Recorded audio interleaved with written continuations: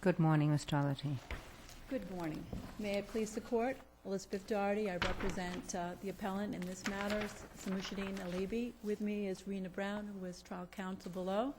I would suggest in this case, the trial judge, the district court judge, and then the superior court judge did determine that the offense at issue, a possessory firearm offense, was a predicate crime. We would submit that that was incorrect. I would suggest that there are two problems with the determination of a predicate offense or this statute. First of all, I would suggest that there's quite a bit of evidence that shows fairly clearly that the legislature did not intend that this residual clause, the second clause, applied to merely possessory offenses. And it's clear that if possessory firearm offenses must be considered a predicate offense, it has to be under that residual clause. So I suggest that there are a fair number of indicators that show that that's not the case. First of all, as has been agreed as in Mendoza, the Federal Bail Reform Act of, I believe it's 1984, serves as the model and is pretty much similar in most respects. Except that the language of the residual clause is different. The language of the residual clause is somewhat different, but in one respect. But isn't it a pretty key respect, though? The I part about would that the dangerousness has to be in the course of committing the offense. I would submit that not. That if you look at United States versus Singleton, they don't look at that, and that would not be that would not take away the similarities between the overarching. But there's such a great difference between the federal and the state statute. I mean, your argument would be altogether different, I would think, if our bail statute said something about the firearm had to be used in the course of the offense. Well, I would also suggest that looking at looking at the state statute, another indication as to whether possessory offenses should be considered as predicate crimes would be the example crimes that that this legislature uses in that residual clause. That is burglary and arson. And I would submit that those two example crimes provide a fairly clear indicator as to what sort of crimes should be considered. And I would specific intent crimes, first yes, of all. Exactly. And I would suggest that in my reply brief, I look to, although it is considering the Armed Career Criminal Act, I look to Begay versus United States as providing quite a bit of instruction on that. And in fact, that particular aspect that Justice Cordy suggests, the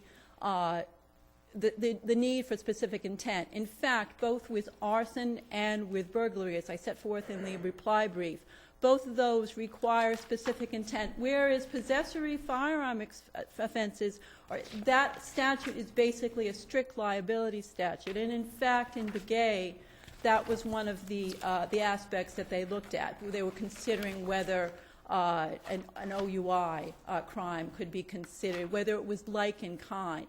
And in fact, in Begay, they looked at two aspects of it. But isn't it possible where the legislature says in the clause that we're discussing, including the crime of burglary and arson, because couldn't those just be including crime? They want to make sure that burglary and arson are included because they don't necessarily create a risk of a substantial risk that physical force may result, and they want to be sure those crimes are included. They don't give those as examples.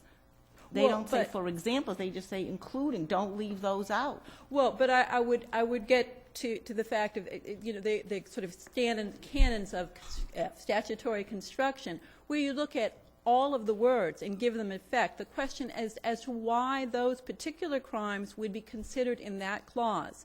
Again, the Begay case looks at the statutory canon of iustem generis. I had to pronounce it a couple of times before I came today. as being that, as using that in construing the statute. And in fact, the question is, why would those particular offenses be considered in that clause, but for to give guidance as to how to construe? But for the fact that otherwise they may not be sufficient as predicate offenses because they don't necessarily involve a substantial risk that physical force against the person of another may result.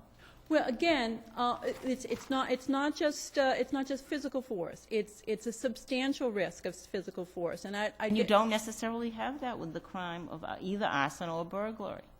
Well, again, I would go back to the case of Singleton, where they talk about it is much. There is a quote in Singleton that talks about, and again, as in the amicus brief, I would suggest that the reasoning in the Singleton case is much more persuasive than the Dillard case that was cited before. But there is a quotation in the Singleton case that talks about it's much easier to imagine a risk or physical violence or force or that kind of happening as a result of arson or as a result of burglary. Whereas with a possessory gun crime, yes, as in the United States versus Say, yes, there may be some risk that harm would result, but it has to be substantial harm. And that to some extent segues into I'm sort of jumping off here into some of the constitutional problems with this statute. But one of the problems is that you're going to be having a trial judge each time trying to apply some sort of a risk analysis, and each time without any sort of statistics or whatever. And in fact, that was one of the problems in the Begay case that they talked about, where it's, you're encouraging this kind of an arbitrary application, an unpredictable application that's not desirable, certainly not desirable in a statute that deprives individuals of their liberty before any sort of adjudication of guilt. So I would suggest that that's not the case. I guess I've now sort of moved into some of the constitutional problems with this case and with this statute. And well, I guess actually I'd like to move back before I get into some of the constitutional issues and suggest that it is fairly clear that the legislature did not intend that this residual clause apply to possessory gun crimes. And I would suggest that a number of the legislative happenings or events that have taken place provide a fairly clear indication that that's the case. First of all, in the federal form, the circuits were fairly split on this, and they were not fairly split, but actually they were majority of them found that it was not a possessory gun crime. And this was sort of going on and on. In 2006, possessory gun crimes were added to the federal statute at issue. This legislature did not choose to do that. I mean, you can read that either way. They might not have chosen to do that because they thought that was already covered. Well, that's possible, but I would suggest that in 2007, as I have included in the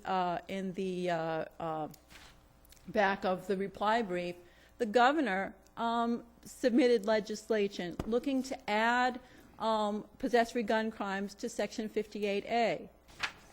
Make the same argument. Well, I would suggest that it begs the question as to why the governor would submit this legislation if it was already included within the ambit of this statute. And the legislature considered this legislative proposal for a year, referred it to committee, where it died in committee. The legislature is assumed to know what it's doing. I would suggest there's a question as to. But if you look very closely at the statute, the first section, the first part of the sentence talks about the use, attempted use, or threatened use of physical force. And then they say, or any other felony. So it's got to be a felony that doesn't involve the attempted use, threatened use of force against the person of another. Because you've already got that covered in the first clause. You mean the first clause? You mean of the sentence. Of A that has an element of it? Of one. Section 58A1, the very Yes. first, the third line, the very beginning, talks about a felony offense, a predicate offense, if you will, that has as an element the use, attempted use, or threatened use of physical force. So that's already taken Yes. care of. Then they add another clause, or any other felony. So we've got to be talking about a felony that doesn't involve the use, attempted use, or threatened use of physical force, because that's Yeah. already covered by the Yes, first word. and that's where they include the crimes of burglary and arson. Yes, but my reading, at least of the including, is that they include them because the legislature didn't want them to be left out, and they don't necessarily involve a substantial risk of physical force against the person or other. If you burn a building down and hurt someone in it, you still haven't used physical force against the person of another. That's right, but So again. that's why they included arson. That's right, but I would get back to the point that both, a big distinction between those particular crimes and the possessory gun crimes is that lack of a mens rea, that lack of a specific intent with Yes, those kind of crimes. But they say And I nothing think about mens rea in the they statute. do not, but I would suggest that the inclusion of those example crimes, both of which require a specific intent, make it an entirely different, different in kind kind of Certainly crime. specific intent to commit a serious crime, Yes, right? yes, Burglary is a Yes. serious crime, arson's a serious crime. yes. Well, you're yes. dealing only with felonies anyway. Excuse me? One is dealing here only with felonies Yes. anyway. Yes. Whereas with possessory firearm offenses, again, I would get back to the point that this tends to be a strict liability statute that criminalizes, that penalizes basically licensing offenses in some instances. All of 269 criminalizes it's the absence of the license. There doesn't have to be any intent to use it in a risky manner or whatever. It's just if you don't have the license, if you don't comply with that. And I would suggest that absence of a mens rea, that absence of specific intent, is a major distinction between the crimes that are included in there. And again, there would be no reason for the legislature to include these crimes, but to give some guidance in terms of construing this. Well, I mean, if you look at, again, if you sort of look at what the legislature has done with the penalty under 10A, at least as I understand it, we're talking about a sentence that cannot be reduced to less than 18 months. Do I have that right? Shall not be reduced to less than 18 months, nor suspended, nor shall any person convicted be eligible for probation, parole, work release, furlough, et cetera, et cetera. That seems to be a pretty strong statement that the legislature thinks that people who are convicted of such crimes shouldn't be released back into the community, for example. Well, that may be. And again, that's certainly what the statute provides for that. But I think as an indication as to whether possessory gun offenses should be included in this particular statute that looks to incarcerate people for a significant period of time before any adjudication of guilt, it's not consistent with the construction that the United States versus Salerno that says that it's meant to be used only for a small identifiable of the most dangerous individuals. I thought the U.S. statute has now been amended. So are you saying Salerno would not, under the Salerno analysis, the federal statute would no longer meet constitutional requirements? Excuse me? Are you saying that under Salerno, the amended federal statute would no longer meet constitutional requirements? No, I would not say that. But the intent is to be construed in a fairly narrow construction. I would suggest that certainly the legislature would be free to amend Section 58A to add gun offenses to this. They've done that certainly. They've done that, and they've added a number of offenses to the Section C. They have added a number of domestic abuse violations, restraining order violations, the third offense for operating under the certainly they could do that. They have not seen fit to do that, and I would suggest that that is a task for the legislature, not for this court.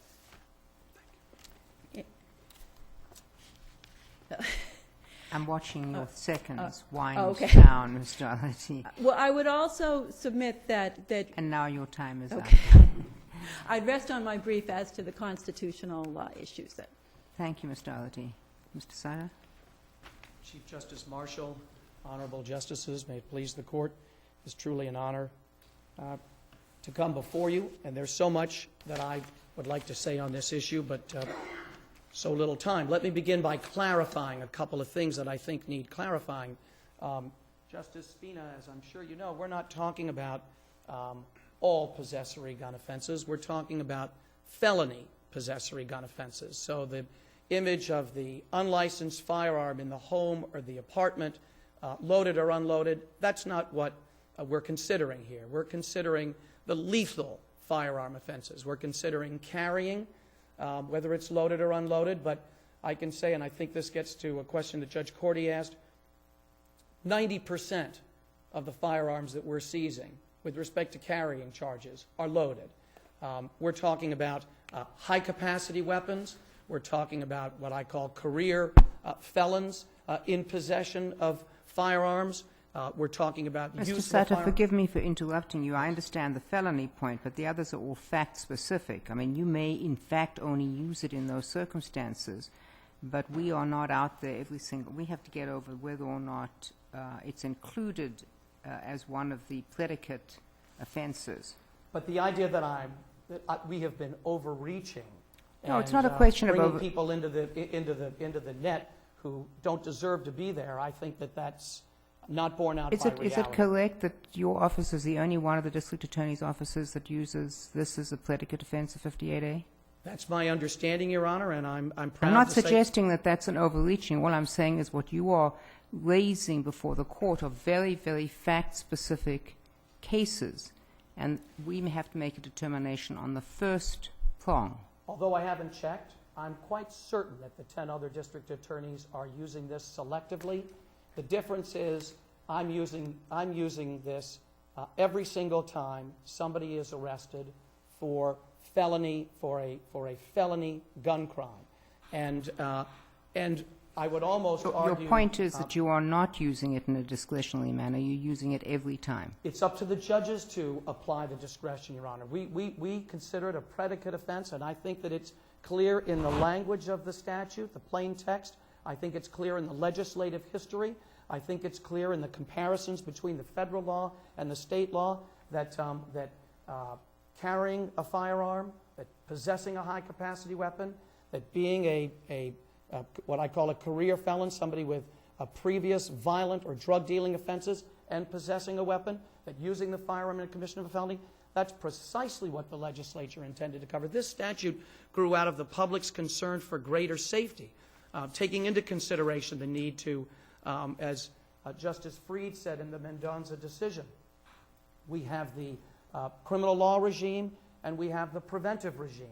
And this legislation came out of the preventive regime, which is also encompassed, as you well know, situations during war, situations concerning resident aliens considered to be dangerous, juveniles, mentally ill.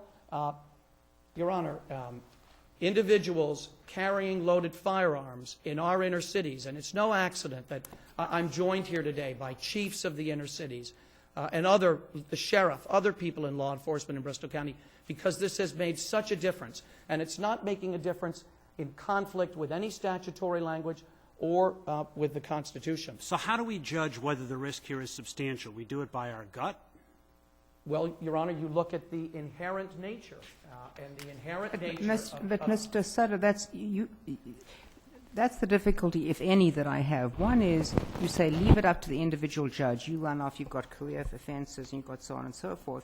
Then when you come to, well, make the individualized determination, you say, no, it's just inherent. Leave it up to the individual judge on a case-by-case basis. rule that these are predicate offenses. That's, Your Honor, when you look at No, the but list... in answer to Justice Cordy's question, and he said, how do you know whether there's a substantial risk? You said, well, it's inherent. How do you know whether there's a substantial risk? Well, let's look at the gun crimes individually. Carrying a firearm, does that involve a substantial risk that physical force against the person of another may result? Look at what Judge McIntyre said in her decision on the Alabi case. For all intents and purposes, no legitimate purpose exists for carrying that unlicensed firearm. These individuals are not going to the range. They're not going skeet shooting. They're not going deer hunting. They're carrying that unlicensed firearm for what reason? For the potential of doing harm to another human being. And that's precisely what was taking place far too often before this approach began in Bristol County. So, How do you answer the defendant's point that what you're really concerned with here is licensed versus non-licensed? Well, there's no inherent... The comparison of the dangers is very different. Somebody who's a responsible person gets a license. If that person carries their firearm, that's a very different situation from an 18-year-old who could never get a license to carry, carrying a loaded... That's a specific fact pattern. I'm not arguing with that. You say it doesn't apply to skeet shooting. How do I know? If it's a predicate offense and a district attorney wants to bring in somebody who's had an unlicensed firearm to do skeet shooting... Judge, that person's not going to, Your Honor, that person's not going to be found dangerous. I mean, so the court then says, well, passes the first prong because it's an unlicensed firearm. But now we get to the second prong. This person's not dangerous, released on personal recognizance. Because that person is arrested in the inner city? Excuse me? Because that person is arrested in the inner city. We're not dealing with juveniles. Juveniles are taken care of. Just because somebody is arrested in the inner city as opposed to out in the mountains of the, the Warbin Reservation or someplace? Maybe I'm missing your point, but no, Your Honor, because the facts that come out during the second aspect of this hearing, which is the fact-specific aspect of this hearing, which is by clear and convincing evidence, can the Commonwealth show that there are no conditions other than detaining the person which assure the safety of the public? It's going to come out at the hearing that the person was just going off to the range or going hunting, they hadn't renewed their license. Those aren't the individuals that are being held pursuant to this, Your Honor. That's what you say. But that's not what we're asked to determine. I know, but I keep coming back to the same point. It's the issue for the first prong are these lethal gun offenses predicate offenses? The issue for the second prong is this particular person, by clear and convincing evidence, dangerous so that they should be held for 90 days before there's a bail hearing. The next point I would like to raise, Your Honor, is is there any statewide analysis? I mean, this law took effect, particularly the mandatory minimum part, took effect how many years ago? 15, 20 years ago? The mandatory minimum with respect Carrying. to it took place in 1971, the Bartley-Fox Act. Bartley-Fox Act. Right. Has there been any analysis of arrests for that crime and whether those folks had prior felony convictions, whether... I think I saw a reference to it in some article. I think the problem with Bartley-Fox is, Your Honor, it wasn't consistently enforced enough. It was often plea bargains to 3 months or probation. And that suggests that there are lots of circumstances in which the carrying of an unlicensed firearm is not so serious. Well, it depends upon the philosophy of the particular district attorney, but I liked your point earlier today when you said, but the legislature saw fit, I think this is what you were saying by implication, the legislature saw fit to raise the mandatory minimum on that from 1 year to 18 months. And I can tell you that there are a lot of people, myself included, that think that 18 months is something that should be enforced every time because of the incredible damage that firearms do when they are carried, particularly without a license. We're talking about 8,500 deaths nationwide a year, approximately 110 in Massachusetts. How many of those are from unlicensed? All of those? Deaths by firearm in Massachusetts, of the 108 for 2007 or 2005, I would say well over 3/4 unlicensed. That would be my own view on that. And Your Honor, Justice Cordy, you had asked how many of these dangerousness hearings involve the actual use of force, meaning somebody, I assume, shooting and either Or connecting pointing. or not connecting. I would say about 25%. But wouldn't that fall within the other prong? Well, that would. I was just getting back to a question that he was asking about how many of these involve the actual use of force. And also someone asked the question about how many are unloaded versus loaded.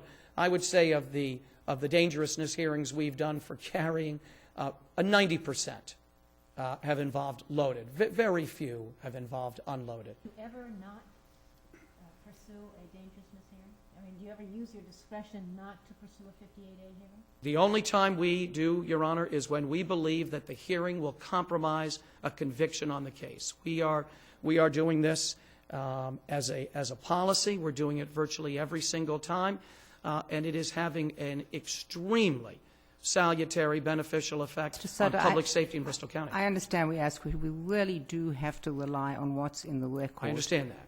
And I was I just don't responding to the question.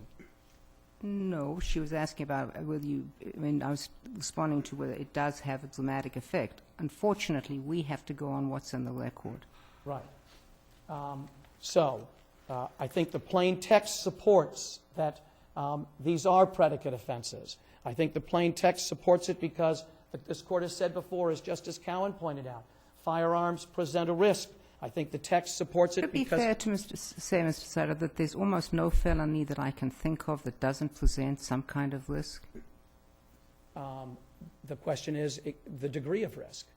And I think that the degree of risk presented by carrying a loaded firearm or presented by possessing a high-capacity weapon or at the risk of being redundant or by a career felon in possession of a firearm. Well, forgery and uttering are felonies. They don't pose a substantial risk. They do not. Of any harm. There's some risk, as Ms. Eisenhower says in her brief. Somebody could, get Yeah, but they don't extremely pose, upset. those are felonies, for instance, that Right. don't pose any substantial risk. With respect to this specific intent issue, I think what's instructive, which no one has pointed out so far, is what is stated after the examples of arson and burglary, and that is whether or not a person has been placed at risk. Because many times with arson or burglary, in fact, probably most times, a person is not placed at risk. The same cannot be said for these lethal gun crimes that I've been referring to. Also, the analogy to the federal bail statute is inopposite, I submit. The Massachusetts statute is broader, significantly broader. That's pointed out by this Court in Mendoza. That's also manifested by the differences in the language. There's, I think, a pretty significant difference between the federal physical force may be used while committing the crime, which does not include, for example, possession of a bomb. The Massachusetts language, physical force may result, which, of course, would include possession of a bomb, would also include a child discovering a loaded gun, a potential suicide discovering a loaded gun, community guns, which are a significant problem in the inner cities. I think that the legislative history, I obviously disagree. I think the legislative history supports that these lethal gun felonies are covered by the statute. When you look at not just the progression of this through the legislature, but the fact that all of those drug dealing offenses were continued, some 20-odd drug dealing offenses with mandatory minimums of 3 years. What makes the drug dealing offenses to present such a substantial risk that physical harm may result is that they're often accompanied by guns. And I think that the residual clause, Your Honors, has already passed a constitutional muster. I think this Court had an opportunity to deal with some of the issues presented in the appellant's brief in Alabi during the Mendoza case, and I think answered those questions. The statute is not vague. Vagueness is not properly applied to statutes which do not punish conduct. Furthermore, there's sufficient notice. Furthermore, there's sufficient guidance for law enforcement. Let me just ask you this. A felony drug offense, Yes. in your opinion, I assume that would not be covered by this statute, or is it? Trafficking and up is. Possession with intent, distribution, not. Unless, of course, accompanied by a Because of firearm. specific language. It's not What the I'm talking residual about clause. is It's I'm not the talking- residual clause. Excuse me? Justice Bassett is making my point that it's not covered by the residual clause. No, it's which not. is my point, No. yeah. Your Honor, I'd like to make this critical point in conclusion. It does not stand the test of logic that the legislature intended to cover arson, burglary, and all those drug dealing offenses, which are not as lethal as these gun offenses, and not carrying a loaded firearm, career felon with a gun, unlicensed high capacity, and firearm in the commission of a felony. This statute is narrowly tailored, as the court said in Mendoza, and these gun offenses, Your Honor, I think are predicate offenses. Thank you, Mr. Thank you Senator. very much.